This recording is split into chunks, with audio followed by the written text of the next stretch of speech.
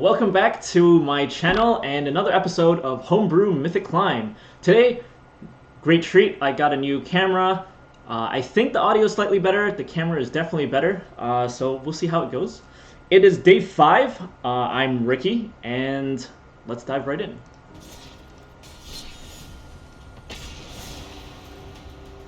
Just a reminder, as usual, I am piloting my friend's Homebrew deck.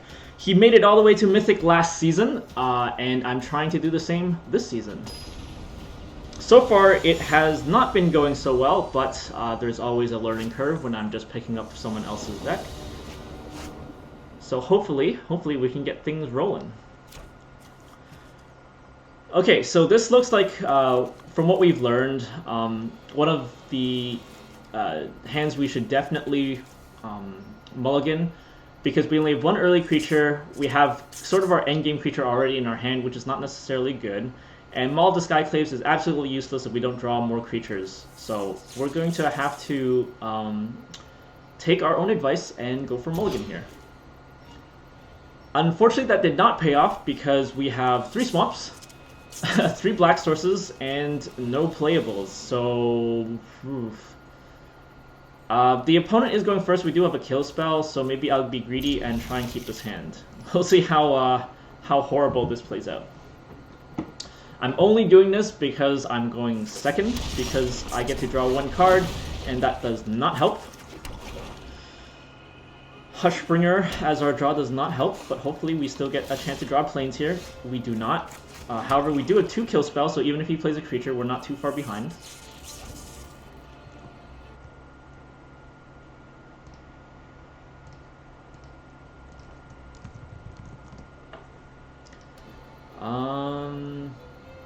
Okay, he plays that. I believe that is worth killing, but I'm not sure. No, I'll have enough mana to cast Bloodchief's Thirst, so I will just hope for planes here. Ooh, I do draw a white source. It's not a planes, but it is a white source. So I will get to play Hushbring here because I have 2 copies and it's more mana efficient this way. Speaker for the Heavens will probably just get stalled on the board anyway. And I will Bloodchief's Thirst his Edgewall Innkeeper because I don't want him drawing any more cards. He'll probably play Stone Crusher Giant, Bone Crusher Giant, yep. Sad days, but that is exactly why I sent out my Hushbringer out. Ooh, he has a 2nd Edgewall Innkeeper, so lucky. So now my opponent is really far ahead. And I have an interesting choice as to which creature to kill here. Let's see. I can play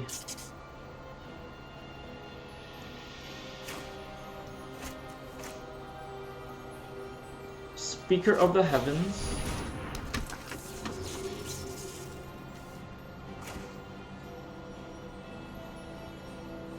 Oh, I can't play my Hushbringer anymore.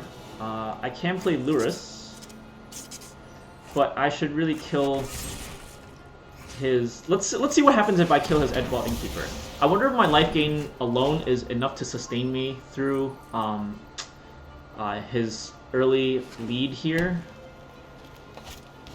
The logic being, killing Edgewall Innkeeper sort of levels the playing field a little bit better, because I don't need to deal with him potentially drawing more and more cards every time he plays cards with Adventure. So that was that plan. So this turn, luckily enough, we did draw a creature. Unfortunately, we do not have a secondary white source. So we're just going to have to leave it alone here.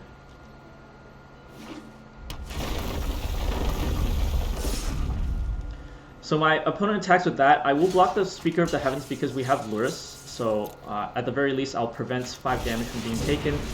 Except he casts Embercleave, so I believe that's a moot point, and I believe we're dead anyway. We draw Snapdex, which does not help. However, I do get to cast my Lurrus. But it doesn't matter because he has Embercleave. So we will offer the concede and move on. Off to a rough start. We had to mulligan and we were color screwed. We lost this one. Definitely not a free game. We are back down to gold 2 and 2 pips.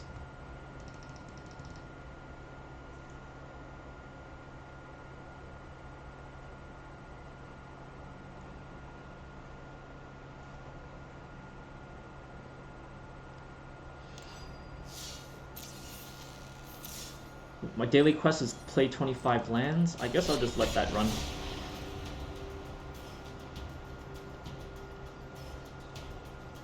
For those of you who are curious, the untapped GG stats for this run is down in the description below. I also have a spreadsheet wherein I track extra stats such as mulligans, whether or not I got free wins, whether or not I got mana screwed. I take my mana screw pretty seriously. I use stats to determine whether or not it's mana flood or mana screw. As well, I have timestamps in the description if you're curious. If you just want to skip to other games or other matchups. Gloom Hunter. So same situation here. We have one early creature, and then not so good other support cards. So let's take the advice again and see what happens if we mulligan hands that look like that. And it seems like we're rewarded. Actually, no. We have 2 creatures, but some not so powerful support cards. This time around, I'll try and keep the 2 creatures and maul the Skyclaves for aggression, and then hopefully we'll draw into what we need.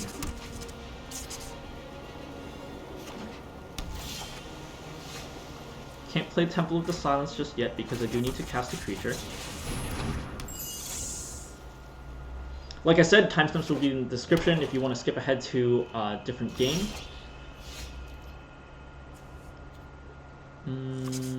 Okay, so let's see what happens if I cast... I'll play this as black mana first. I will cast Selfless Savior and see what happens to my Hushbringer. Nothing happens to my Hushbringer, so let's attack first, and then I'll cast my second Hushbringer and see what the response is. My opponent takes the damage, so I will cast my second Hushbringer. See how that's handled. It gets countered, okay.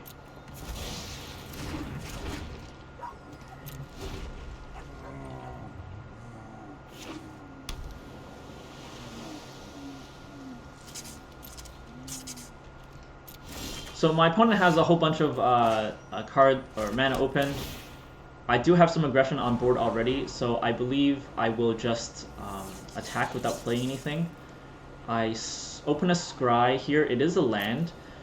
So with a land, if that ends up in my hand next turn, I will be able to cast Baneslayer Angel. So maybe the more aggressive move here is to play Maul the Skyclaves. And hopefully Maul the Skyclaves will draw out more counters, and that way we can get Baneslayer Angel out next turn. So that is the plan. Unfortunately, that didn't seem to matter because we only drew out a negate, which couldn't have countered creature spells anyway. But let's attack like this and see what happens. I am holding out the dog. I mentioned earlier I would attack with both, but with the Baneslayer Angel, I have a key priority target to protect with the Selfless Savior.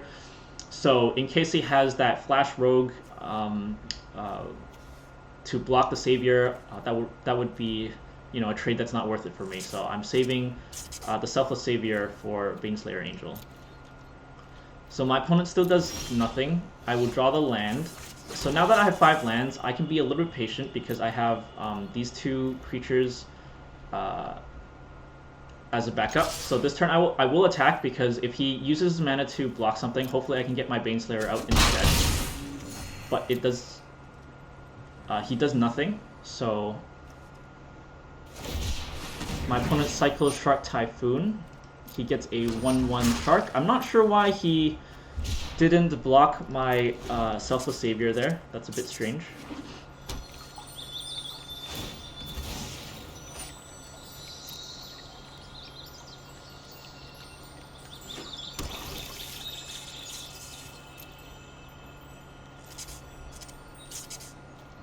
My opponent now has 4 lands.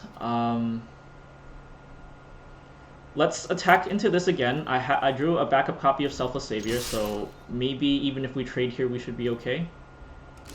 Let's see what happens.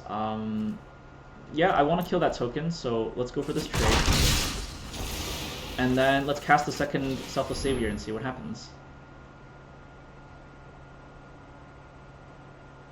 If I were more patient, I could wait until I draw another land so that I can cast Selfless Savior and Baneslayer Angel at the same time. So I draw another counterspell, which is good. And unfortunately, he also has a Drown in the Lock kill spell. So that's 2 more removal spells out of his hand. But if he's still staying untapped, that means he just has a handful of counters. So I'm well on my way to losing anyway. That's going to get countered, or it's going to get killed instantly.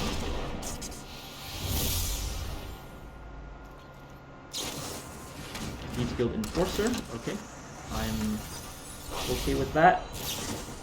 He casts Into the Story, and he's almost definitely going to draw into a removal spell with Into the Story.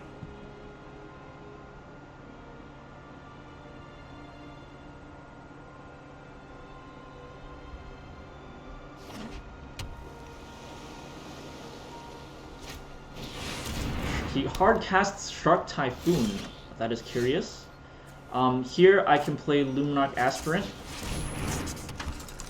I will not... I don't really need to kill his Thieves Guild Enforcer just yet. I think I'm more afraid of his Shark tokens, so I believe I will just stack a token on my Baneslayer Angel and go to town with it.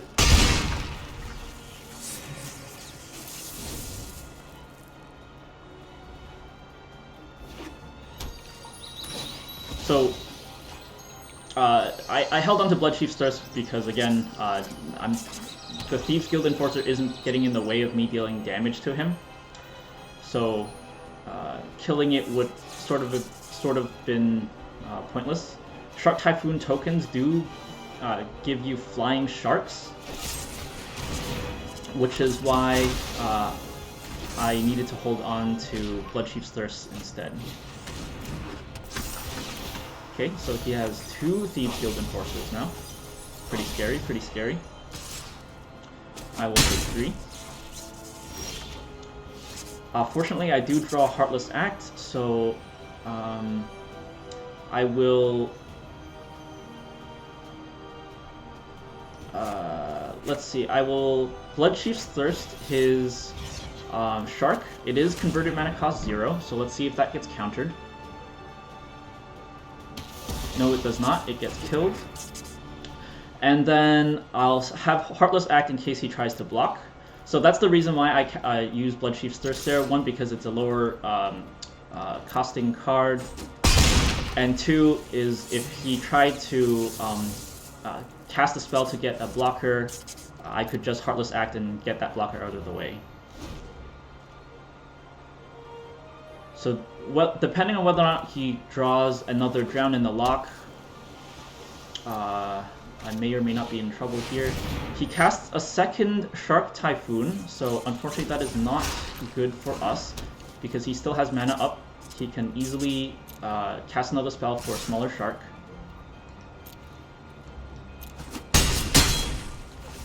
And I believe I have to try for Heartless Act over here.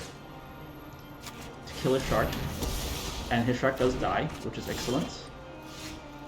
Here, Maul of the CLUTCHclaves doesn't help me all that much, but my opponent has ran out of cards to cast, and there we are. We take the win. Excellent. So game number 2 went pretty well. We did mulligan here. It turned out well. We did not get color screwed. We won this. Not a free game.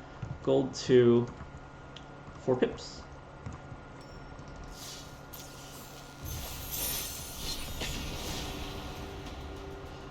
So I think that was a combination of luck and patient play.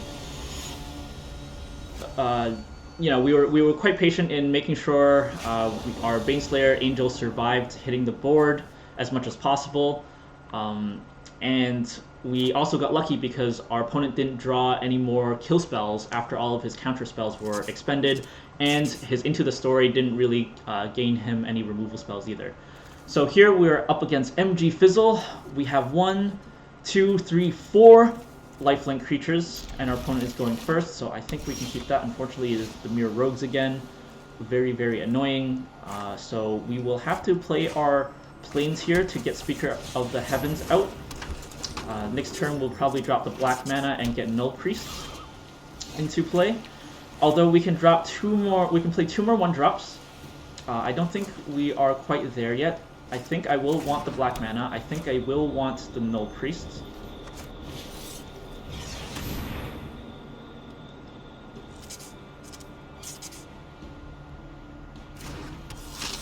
And I think I do want to attack here. I was a little bit aggressive with the Speaker here, because again the 1/1 Flash Rogue can come in and ruin us. But I had a second copy of it, so I decided to go a little bit aggressive. So it appears my opponent is playing some sort of cycling deck that also manages to companion Kurhira for whatever reason. So Temple of Silence will help us scry, see what we're dealing with here. Another land probably won't help us. I don't think we need that many lands, especially because we have another Temple of Silence up here. So let's put that away. Let's cast... I guess theoretically Hushbringer would be more effective. I think I would rather, just in case, have Ghastly Gloomhunter. Oops. I don't want it kicked, so I will cast Ghastly Gloomhunter. And then I will attack with the other 2 creatures.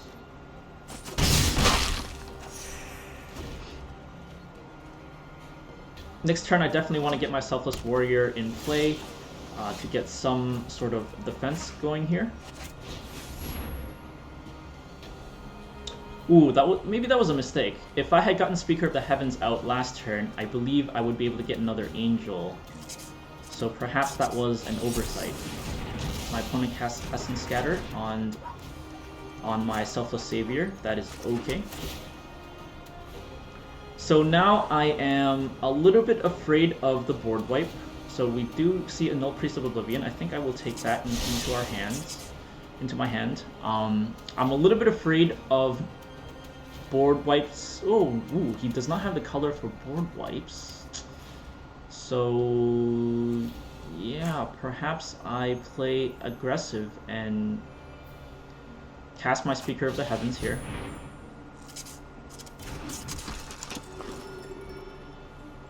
I will indeed attack with everything. Hopefully I will be able to gain 3 life. Cinderclasm is a board wipe, of course. That is devastating. I do have Hushbringer.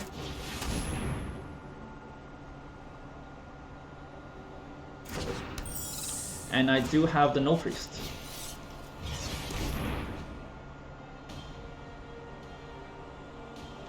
So, I guess I fell for that Cinderclasm. I completely forgot that this card was in the set, and I got wrecked by it. So, had I known that my opponent had this as a possibility, I definitely would not have played Speaker of the Heavens before attacking.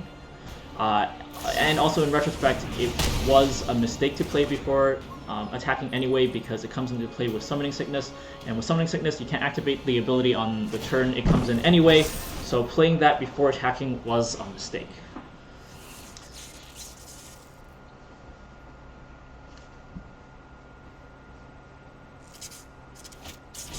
Okay, so my opponent just has a deck full of burn spells, apparently. That's quite annoying.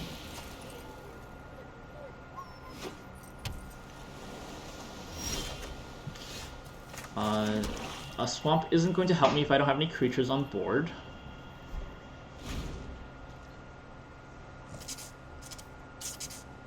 I believe 47.5 is still reasonable. Oh, Shark Typhoon. This must be a new meta. Temple of Silence. For the Null Priest is pretty good because I can kick it and get another creature back. But with the Shark Typhoon resolved, I think I'm in pretty poor shape here.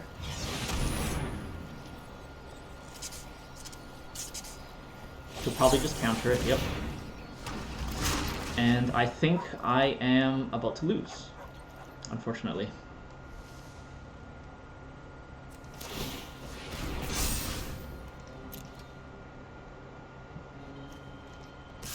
I'm pretty sure this deck is a new to this season's meta. I did not see this at all last month. Maul the CLUTCHclaves does not help us either, so we are left hoping for another turn.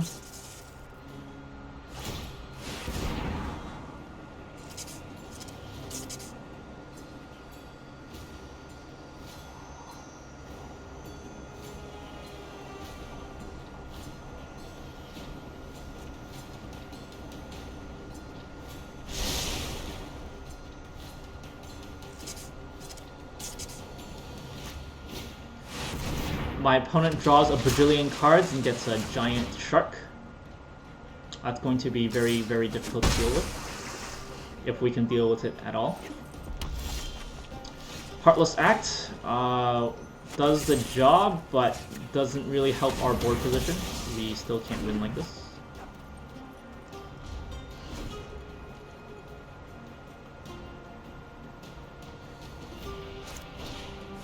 Our opponent draws Ugin, so unless we instantly draw a Bloodchief's Thirst here, we are going to lose very, very quickly.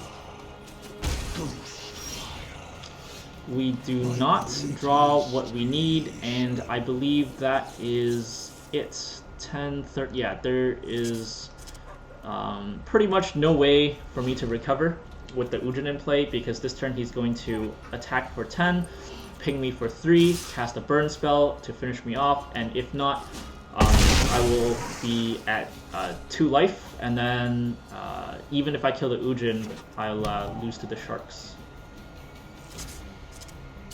I am interested in what my next card is though, so that's why I am staying.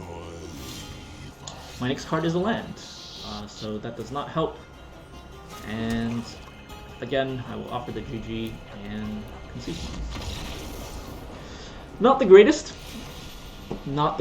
for sure, but that is why we call it the grind.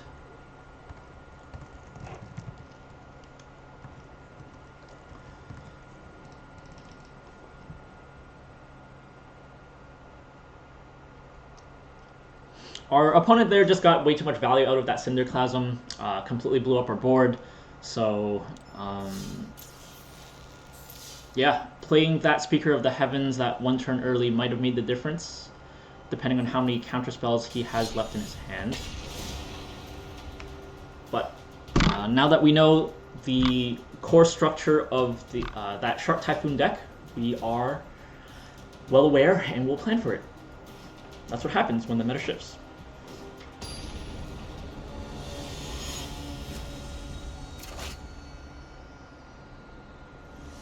Hawk 12 GS. Not sure what that's about. Alright, 2 early creatures, a Lurus, and a support and a kill spell.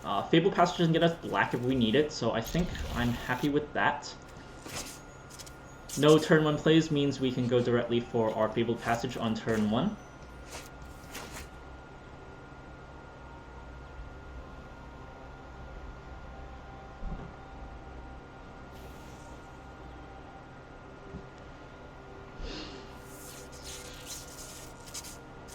Do some stretches while we're playing Magic cards. I should actually bring my 3-pound weight up here, just to keep my idle hands less idle. Staying somewhat active is better than sitting here waiting for our opponents to decide to play the game. Fable Passage is first. I will reveal my colors at the end of his turn. Well, to be fair, I'm only revealing 1 color, so... Ooh, more Dimir. Very, very annoying. These control decks are very, very annoying. Don't forget to activate Fabled Passage, or else we will be in big trouble. Get us that swamp. Bloodchief's Thirst, not bad, but not necessarily the greatest against the Dimir deck.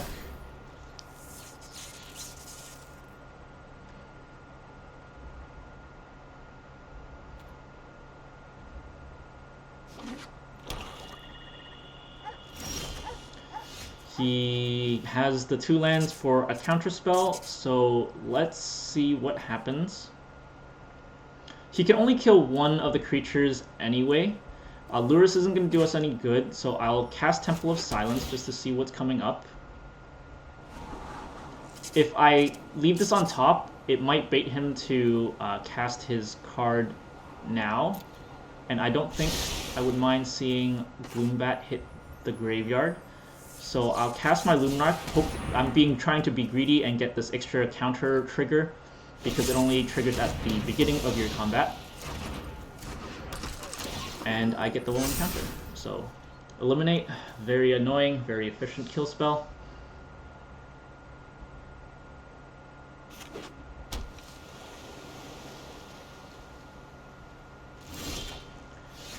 Opponent has 3 lands.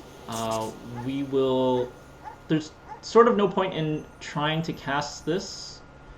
I think I would rather keep the if I cast the Ghastly Gloom Hunter, I can spread the love with the 1/1 counter. I think that's okay because I only have 2 cards in my graveyard anyway, so let's try for the Ghastly Gloom Hunter. See what happens. It hits the board.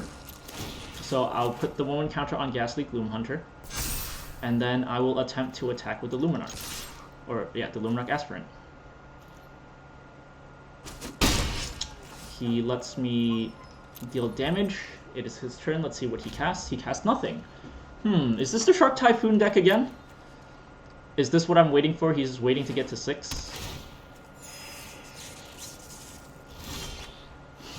Okay, if that's his plan, I will cast a second Luminarch Aspirant here. Let's see how he responds. He counters it. Okay.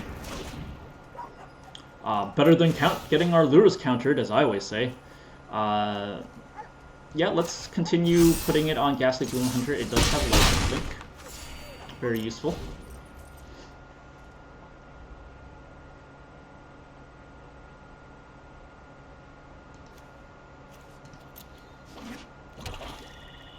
So yeah, the Shark Typhoon deck is new in the meta. Very, very annoying. Dimir control decks where more than half your deck is just counter spells and removal spells. I still don't want to get my Lurrus countered just yet, so I'll cast my Null Priest.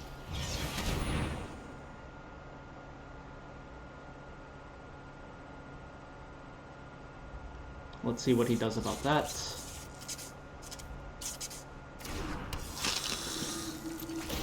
I will continue... Well, I'll spread it on Null Priest. And I will attack again.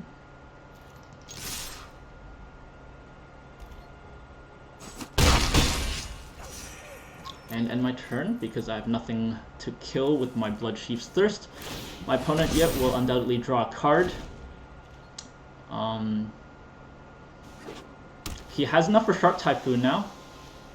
But if he casts it, he's going to lose, I believe, because I have 8 on board, and I'll get a 1/1 counter, so I'll have 10. That is enough to kill him.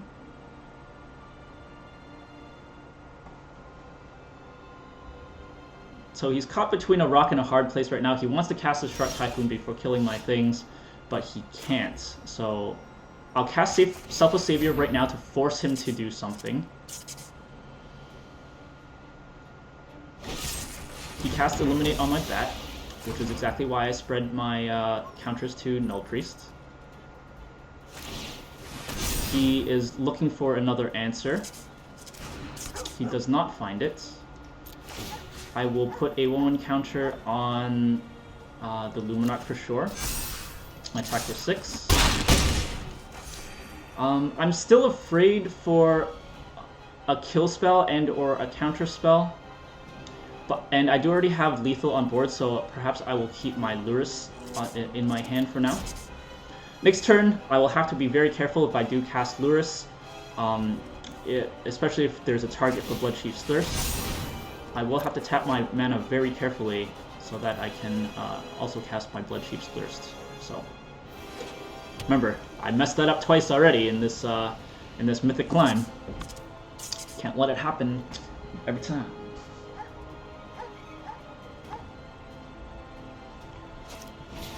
My opponent casts Ashiok Nightmare Muse. Let's see what the plan is here. I do have 2 creatures that are 3 power.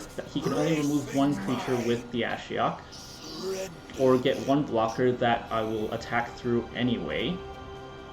So I believe I have 1.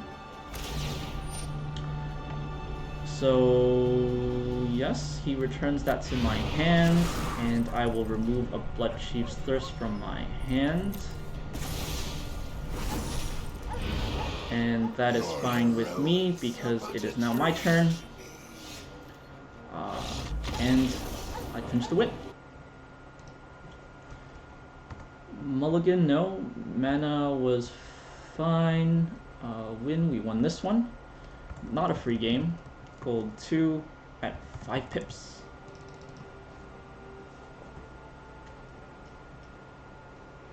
Excellent, excellent. So far, I've been spared from Mana Screw.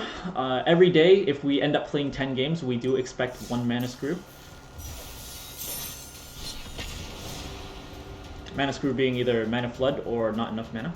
Well, Mana Flood, Mana Screw. Mana Screw is when you don't have enough. Color Screw is if you don't have the right colors. Mana Flood is if you have too many lands. Too much mana, I mean. So maybe mana issues, I should say. Mana issues. So both colors, but our black source will come in tapped. We do have early plays. Not exactly what we want to see, but a support kill spell. So I think we can keep this. Turn 1, we'll go with the Speaker of the Heavens is more aggressive. So let's do that. Only because we're going first. And maybe because Lance 40s sounds like this guy's name is Lance and he's in his 40s. Ooh, okay, so that doesn't come into play tapped. That's excellent. We'll cast the Selfless Savior here and attack our Speaker of the Heavens. Lance in his 40s? Lance, is that you? Are you 40? Ooh, this is a new color scheme. 4 colors. Very curious. Glass Casket probably going on Speaker. I cannot save it with the Selfless Savior. I drew a bat, which is most excellent because it does help us keep our aggression and lifelink going. Maze Mine Tomb, so it is some sort of control deck. It's a 4-color control deck, very curious. He's very lucky that he has access to 4 colors already, so keep that in mind. My opponent has gotten lucky already. Luminarch Aspirant here will be helpful. We will get our token to the bat because it has flying and lifelink. My opponent goes for the Scry. 1 bottom is looking good for us.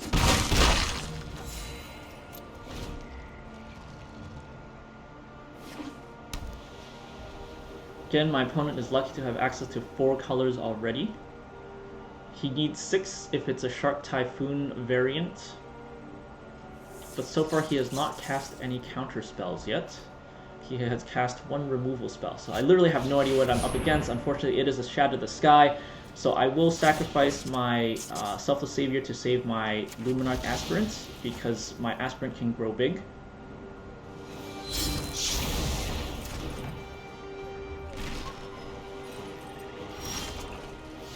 Maul the CLUTCHclaves is excellent here because we go right back into offense.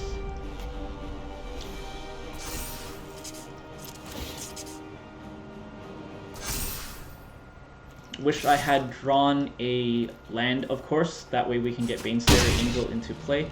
But if he has a secondary Shatter the Sky, perhaps just having Luminarch Aspirant here with the Maul the CLUTCHclaves is good enough. Skyclave Apparition, unfortunately, comes into play. We'll remove our Aspirant here. We can kill it, so okay, Selfless Savior. Ooh, I can't kill it with Bloodchief's Thirst then. That thing has 3 mana. Oh, shoot. Perhaps I shouldn't have cast my Selfless Savior then.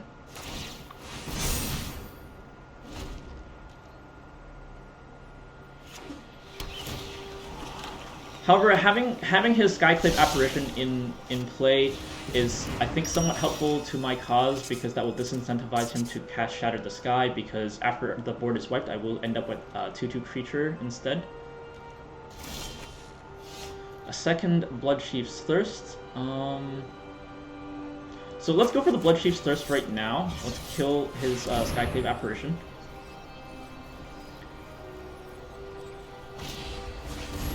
Okay, he returns 2 creatures to the hand. We do get the token. So, in effect, our Bloodchief's Thirst just got cancelled.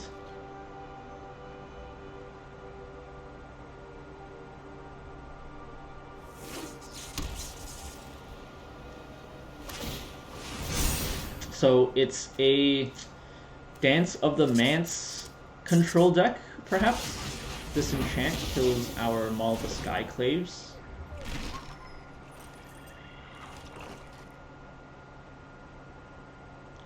Lance in his 40s.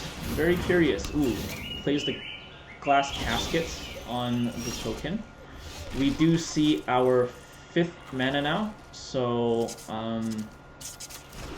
I guess I'll have to go with the Baneslayer Angel, because he has the Skyclave Apparition for the Selfless Savior anyway, so casting the Selfless Savior first won't help us, necessarily, if my calculations are correct.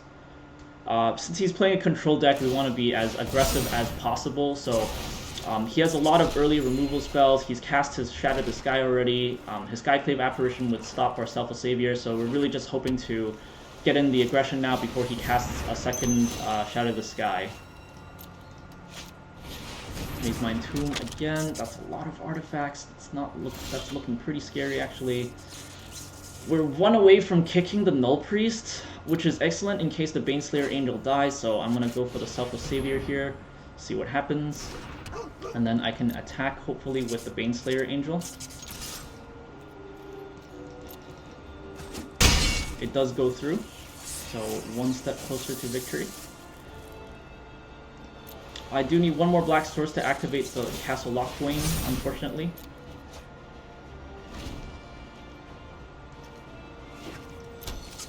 My opponent has a lot of lands out now for control decks, so that's very scary.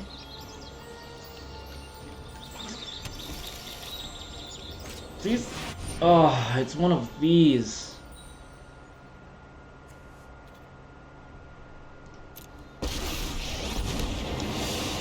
Well, that's very curious, though, because he'll end up exiling the Glass Casket, so I suppose I'll at least get back my Lumrock Aspirant. So, Selfless Savior, giving it indestructible won't help, but it will prevent Selfless Savior from being exiled by Ugin.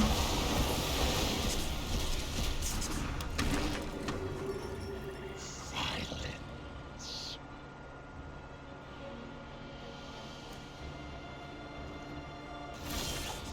I draw a land here, which is excellent. I will have to...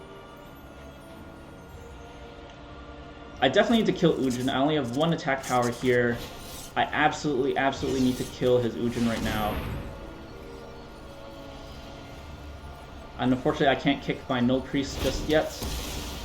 I can kick it for maybe the Bat or something. Speaker of the Heavens can attack and get me an Angel this turn. I'm hoping he doesn't have a flash creature, or else that would have been literal suicide. And here we go, we get a 4/4 creature. So if he manages to kill a Speaker of the Heavens, we'll be able to Null Priest kick. He has a second Ugin? Oh, come on! Friend, please. That's just silly.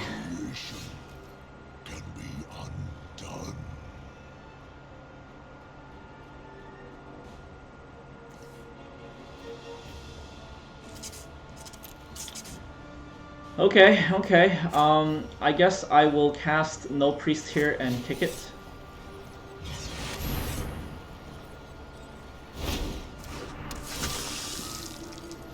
I will get Selfless Savior so that it can save itself from Ugin again.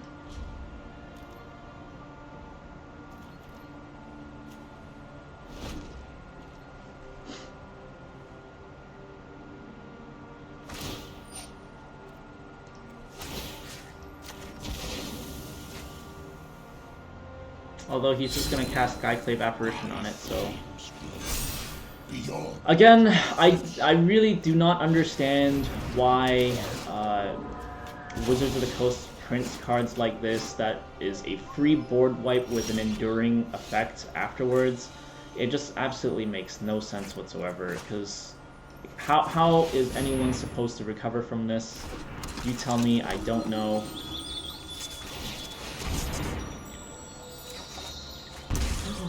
Bloodchief's Thirst would do it! Oh, I kind of wish I didn't play my Luminarch Aspirant now.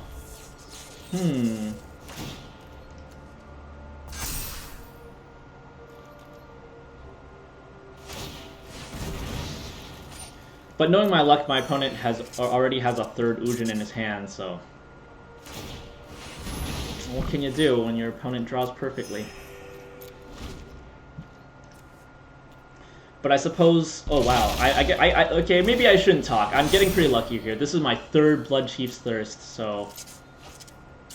I suppose I'm pretty lucky here, too. You know, sometimes that's just how it plays out. Do not ignore draconic talents. Let's search for his swamp here, or...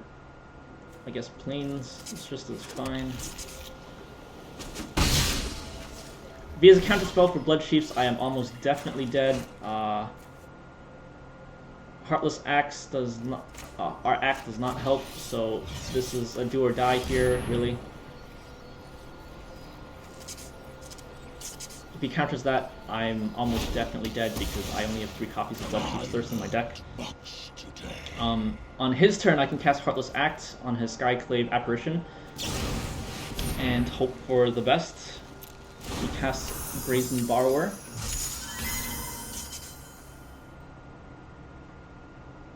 I think I'm still fine with that.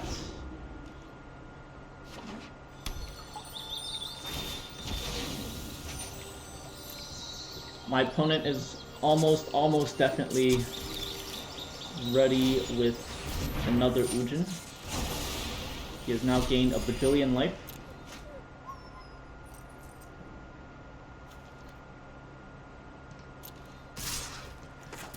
Goes for the attack. I'll try and Heartless Act his Skyclave Apparition. I get a token to attack with.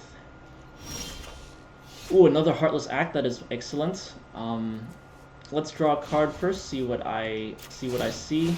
I can't cast a Heartless Act, but I do have a plane, so I guess I'll play that. Okay, so another note to self. I guess if I have a Castle Locthwain in play, I should consider playing the flip lands as black sources instead. So another lesson learned here. That's very important.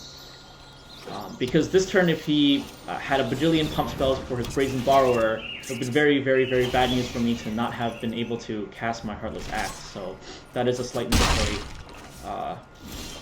in anticipation. So I can't kill that.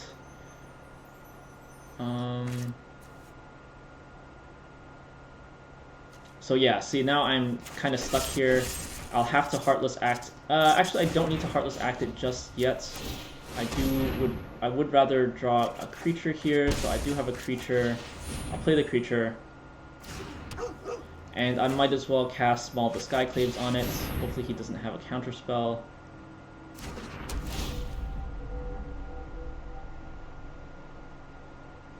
And now I have Flying for Strike.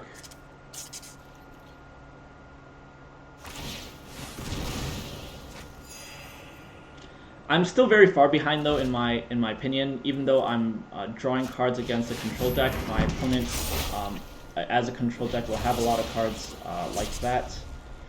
Elspeth Conquers Death gets rid of the artifact.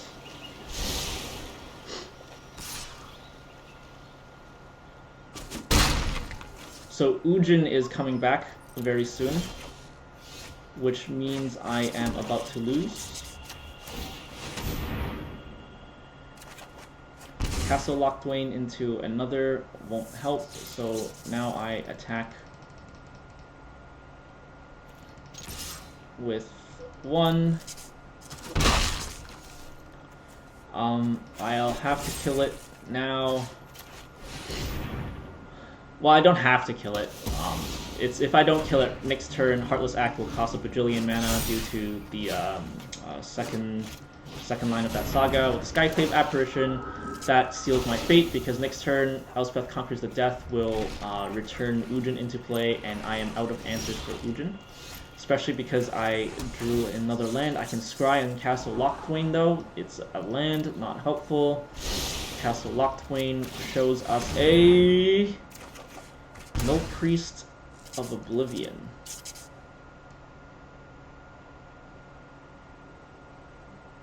I don't believe that's enough for us to win. But let's see what happens. Let's see what happens. I honestly don't think I have anything left to stop the Ugin.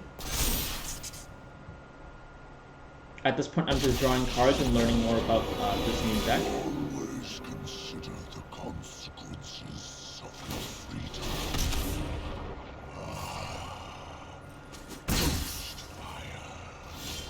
My great Hushbringer is interesting, but I don't think that helps us.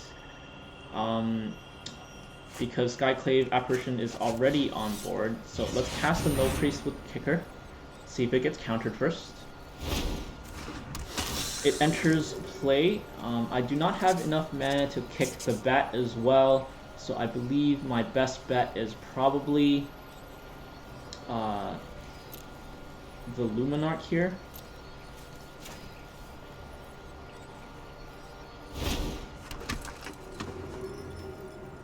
But I'm already at 3 life, so it's too late. My opponent will be able to just Ugin me to death.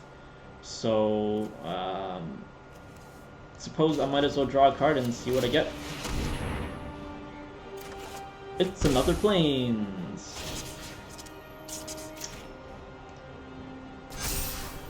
And there it is.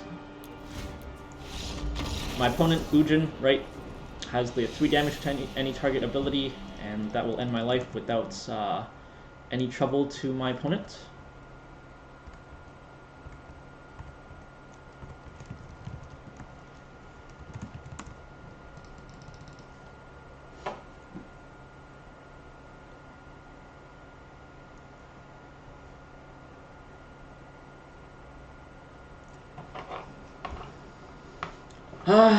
Ugin. He had Ugin in play 3 times that game. 3!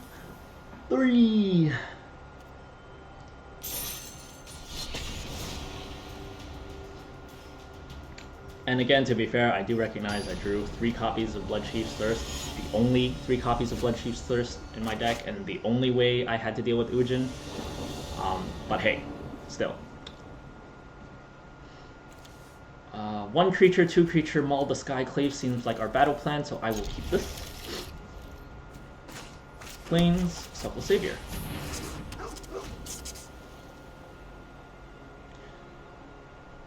Optimus Prime. We are up against a land deck that might be mana strapped, so we will go with our normal plan. Nothing else we can do here.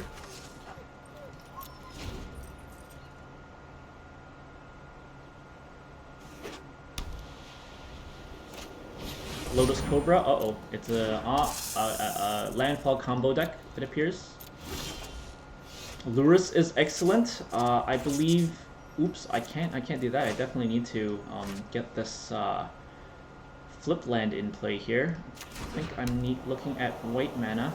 I can wall up the Skyclaves, my Selfless Savior, but I think the safer bet is to do it on the Null Priest. I am a little bit nervous about the Lotus Cobra, but I don't think he's going to trade. If he does trade, I suppose I can just Lurus my Selfless Savior back out next turn, so I think I will be aggressive and attack with my Selfless Savior. My loyal Doge, willing to sacrifice his life for others.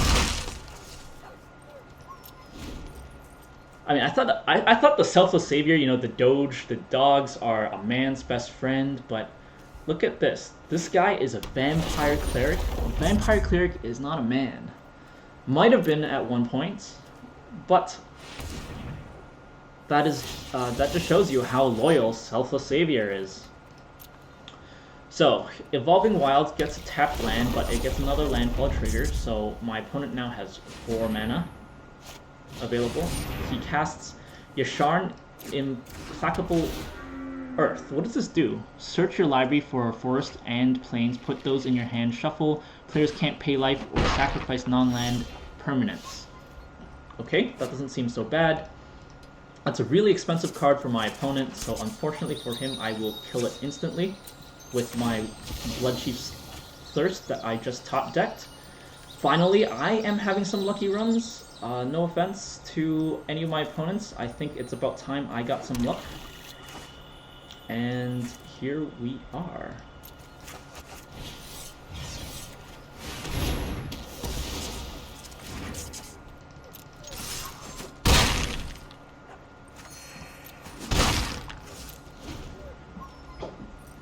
My opponent does have a very, very large mana reserve though, so we'll have to see what he does. He Murasa Root Grazer. It's a landfall enabler, basically. I'll let you guys read that for a second. My opponent now has 3 mana. He casts a Mammoth. Doesn't help him with my 4/3 flyer. My opponent attacks for 2. I am not concerned about that. It is my turn again. I do not have enough mana to kick just yet. I can play my Lurus. I think that might be the better bet here. And then I can attack with my No Priest.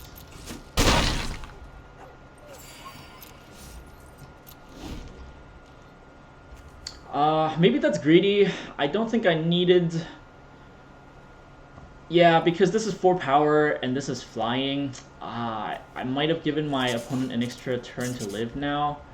I suppose maybe I could defend my actions by saying that by casting... Yeah, I really can't defend my actions here. Lurus was not the correct play. I needed to play the Ghastly Gloom Hunter so I can attack with lethal next turn.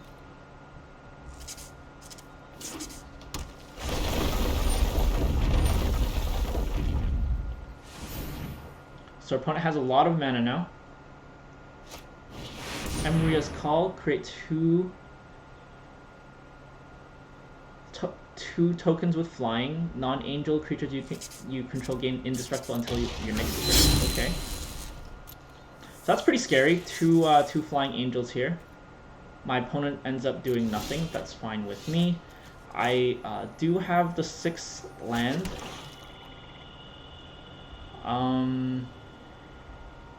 I believe I will have to attack with my Null Priest here.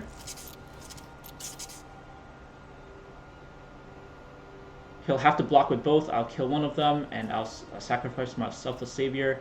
My opponent doesn't choose to do that. He takes it in the face. That's actually preferable for me because now I can cast a Ghostly Gloom Hunter with kick. What is my opponent's plan here? Can he kill me this turn? Much sus, much sus. Very suspicious. Okay, that looks big. What does this do? Look at top 7 cards of the library. We put a creature card from among them. If it's 3 or less, it comes into play with lots of 1/1 counters on it. Okay, okay. What creature he's looking? Is he looking for? Skyclave Apparition. Okay, okay, okay. Gets rid of my Maul of the Skyclaves. Okay, okay. Alright, not looking so good anymore. I only need 1 damage to go through. However, I did not draw any aggressive cards, and I have no way through this wall. So I will have to wait for my secret weapon, I believe. Don't have Castle Lockdwayne to draw cards, so yeah, I think I am just stuck passing the turn.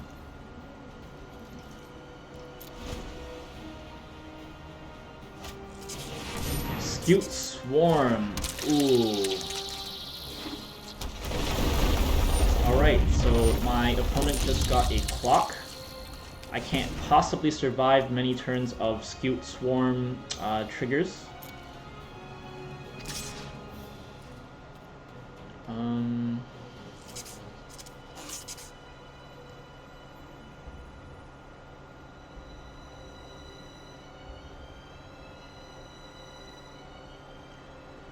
Okay, he's baiting me, I suppose.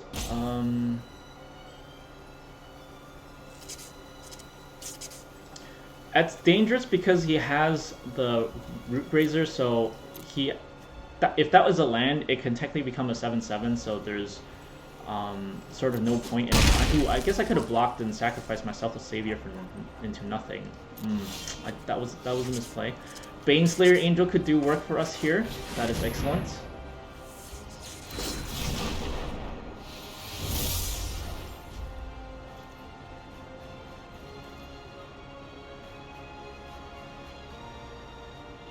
He'll most likely bounce a land to his hand.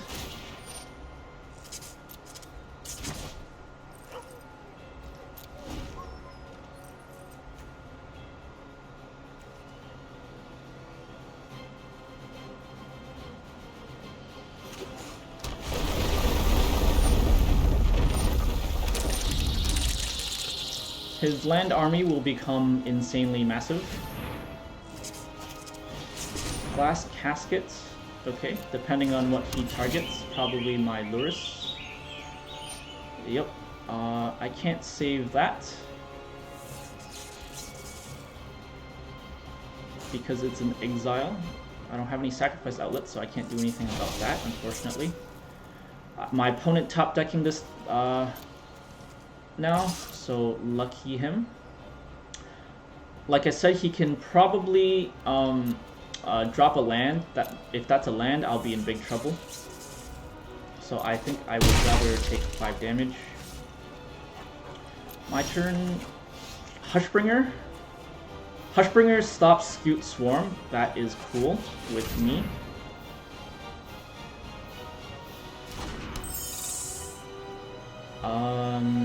I believe I will have to attack with my Baneslayer Angel here. Attacking with the Gloom Hunter actually might help. That forces him to block it separately. I will end up killing one of his creatures, but there's no way I can win, so the safer thing to do is to save my Selfless Savior and go for the win next turn. If he double blocks here, that shouldn't matter because at first strike I'll kill one of his angels first and I'll only take 4 damage, and I do still have the Selfless Savior as backup. So I believe attacking with just the Baneslayer Angel is the correct play.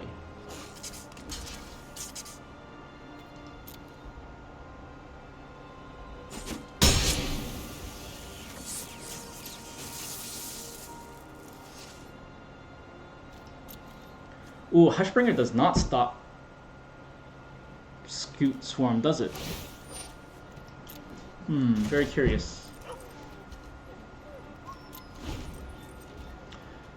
So I do have lethal on board. I have 3 flying creatures against 1 flying blocker. So unless he can deal 27 damage to me this turn, I believe I have succeeded. Root Grazer isn't going to help. He's forced to attack with everything. I suppose I will just weakly block with my Null Priest. I believe that's more than enough. 1, 2, 3, 4, plus 5. I suppose I will also block with my Selfless Savior in case there are shenanigans. And because I'm blocking with Selfless Savior, I can also block another creature. Because I will sacrifice it to save that other creature anyway, so let's see what happens if we block as such.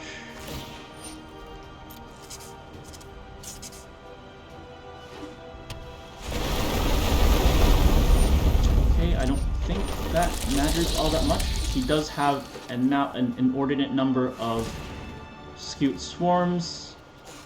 Past the damage, I don't want to do that yet. I want to sacrifice this to protect my Ghastly Gloom Hunter. I'm well aware that no piece of Ugins will die, but that doesn't matter. And I believe that is the game for me. Yes! Yay! I'm so happy. We made it to Gold 1! Hooray! Didn't need to mulligan, not mana. We did win this one, wasn't free. Gold 1. 0 pips. Woo! Hype, hype, hype, hype, hype! Hype, hype train! Gold 1 is a good place to be. Gets us that much closer to Plat, where the real action is.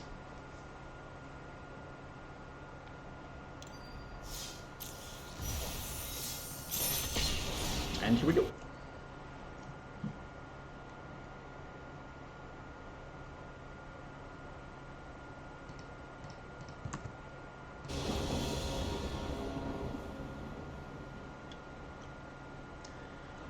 Ooh. Okay, so our deck has been pretty generous with giving us both colors at the beginning so far. This hand, not as much. We definitely need that one black to get this going. Even if we draw third planes, we have Luris, so maybe it's worth being greedy with. I haven't played a hand quite like this so far in our climbing journey, but that is why I'm going to give it a try. Won't really know how bad it is until I actually try, right?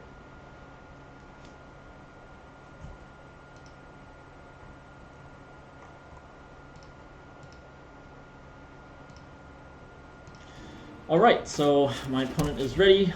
Banger 69. What does that mean? I don't know.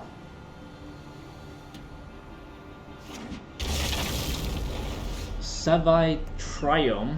Okay. Not what I wanted to see. It is another black card, which doesn't help us play any of our other black cards or itself. So perhaps this is the mana event that we are expecting.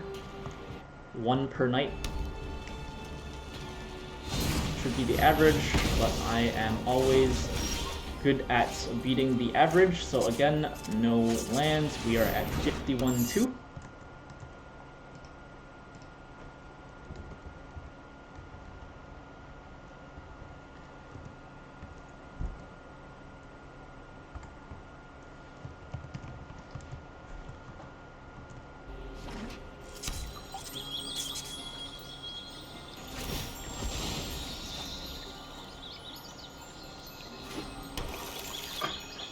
Our opponent seems to be really strapped for black mana, so I'm expecting removal spell, probably Murderous Rider by the looks of Bone Crusher Giant. Skyclave Shade. Ooh, oh, excellent. Okay. Luris allows us to get that back, but we don't need it. Loomrock Aspirant allows us to be aggressive. Null Priest hedges our attack for next turn, so let's get more lifelink on the board.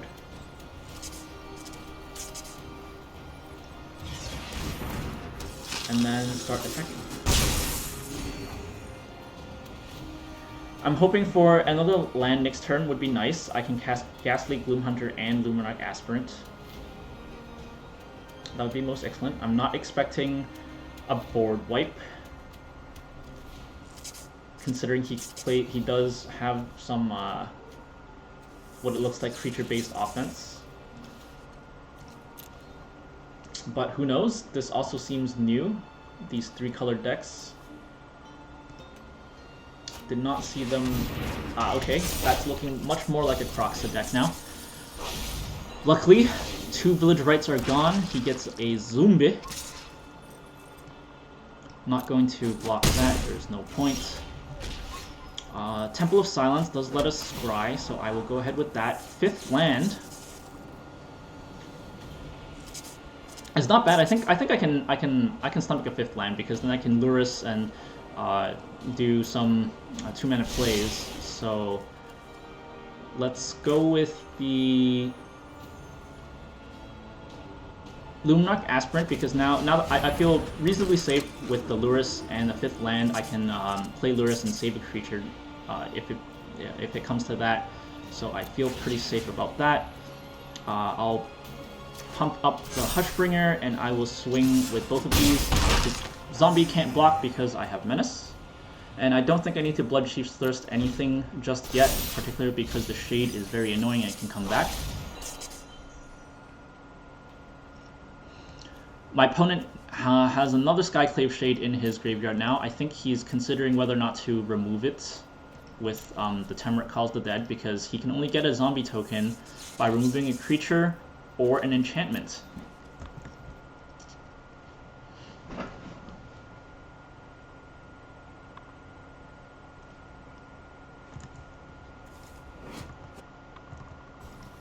I apologize, I just noticed just now actually my video camera is right over the card name, so maybe I will...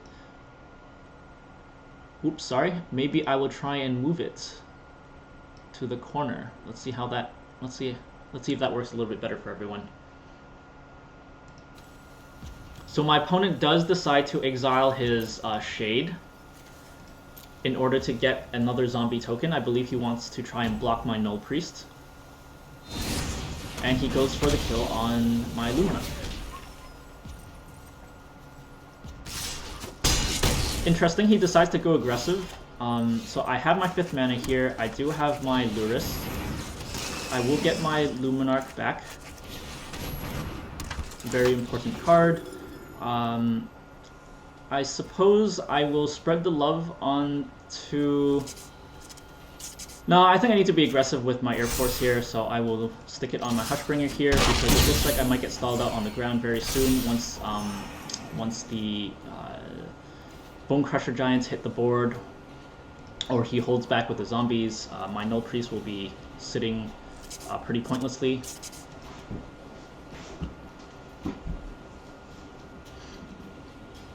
My opponent gets to scry for 2, so that is what he is deciding now. I hope you get nothing, buddy. Hope you get nothing.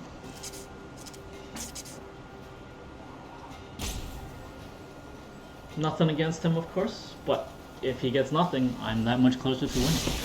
He gets something. He gets 1 card on top. And he casts his Bone Crusher Giants. Okay, because he's tapped out, I feel comfortable blocking with my Luminarch Aspirant. I can kill his Shade. That could slow him down, but he is getting close to 5 mana. And with 5 mana, it's not looking so good. With 5 mana, he can kick it. It'll end up being a 5/3, which is worse. So I suppose...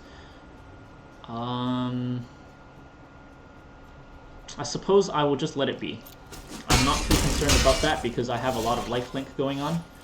Castle Locthwain is excellent. I can cast my Hushbringer here. And my Bloodchief's Thirst to get rid of the Bone Crusher Giant, and I can attack with a whole lot of stuff. However, it is not lethal yet, so perhaps I want to save this in case he has a very nasty creature coming in. And instead I will go wider with my creatures. I can start spreading the love. 2. And I believe I can attack with the Luminarch as well. Although that will be pointless, so I can attack like this. Let's see what happens.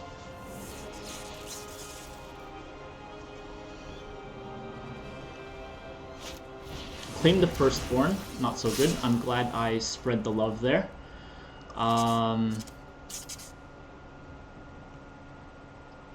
Let's see. I actually don't think I need to block anything here. However, I think let's go for 1 zombie token.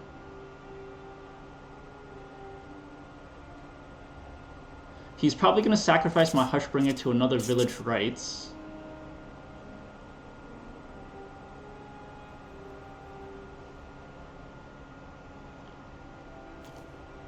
Four, 5, 6, 7, 8. 8 plus 6 is 14. Let's go for this. Let's go for this. I feel safe doing this. This way I'll mitigate some damage from the other token. I'll just end up taking a whole bunch here.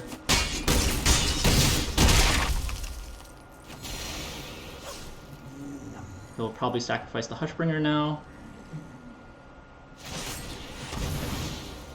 Oh, and he killed my Lurrus. Okay, but now he is tapped out. I do feel pretty confident. I have 2, 3, 4, 5, 6, 7 damage on board. So perhaps...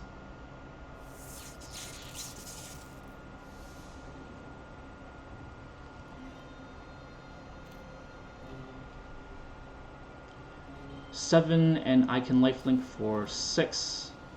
So I do feel pretty safe. Spread it onto the bat. I will get to attack with everything here. And I believe I will... He only has 4 mana. I don't really kill the Shade. He may have another... claim the Firstborn. But I think I'm okay. I'd still rather save Bloodchief's Thirst in case there's the blocker, a last-minute blocker that we need to get rid of for the last-minute kill. And I don't want to activate Castle Lochthwain. For example, if he has an Embercleave or something. If he has an Embercleave, we actually lose here. So perhaps I should have considered... well, I mean, he already had the red mana, so... He would have been able to cast Embercleave anyway, regardless of whether or not I killed his creatures. And Embercleave would have been +1/+1, 5, 10, 10, plus 15 damage. He casts Rankle, curious. I think I can survive that. He casts... He gets the Hushbringer, which is fine. So that kind of sucks because he'll just sacrifice my Hushbringer. My opponent is getting really lucky with his draws here, drawing exactly what he needs.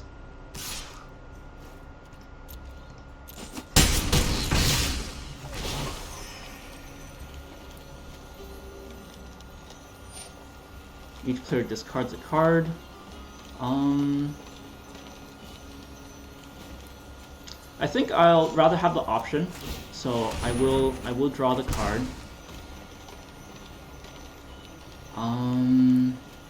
He's going to make me sacrifice, so I think I'd rather discard the dog and be able to get rid of a blocker.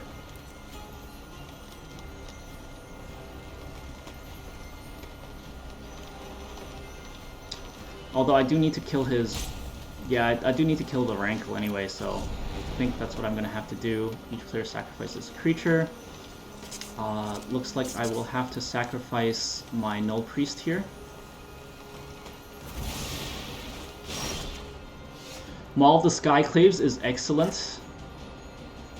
I believe that nets us the win, actually, because our Ghastly Gloom Hunter will now be a 5/5 flyer.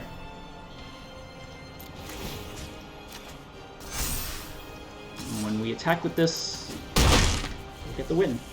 Very, very lucky draw at the end there. Maul of the CLUTCHclaves coming in clutch for our win. Finally, tonight, we got some luck. And here we are. We have successfully gotten to 4 wins in less than 10 games. I am very, very happy and excited about that. Wait, is this game 7? Uh-oh. I might have to go back and count. Gold 1. We are at 2 pips, I believe. 2 pips. Let's check. 2 pips. Oh, we were mana screwed a little bit at the beginning of this game. Then gold 1, 2 pips. Wow, we got to 7 wins. Or we got to 4 wins in 7 games. Oh man, I definitely have to count that. So don't count too much on that. Take a look at the sheet instead. I'll show you exactly how we did tonight. But thank you so much for watching. Check out some of the other stuff in this series. Check out the deck list and our showcase video if you haven't watched that already to see what this deck is all about. Other stuff on my channel, I only have a couple of pack openings. Not too interesting, but hey, if that's what you're into, that's what you're into. If you're on YouTube, please like and or subscribe. Ring it if you feel it. And if you're on Twitch, hit that follow button. I will stream sporadically. I'm trying to set up a schedule, but my Twitch channel is kind of empty right now. So I'll figure that out once I get a better setup on my Twitch page. And of course, I am still just starting out in this streaming and YouTube world. So please, comments are helpful. Please leave them below. Suggestions are even much more appreciated. Leave those below as well. Thank you so much again for watching. Have a good one.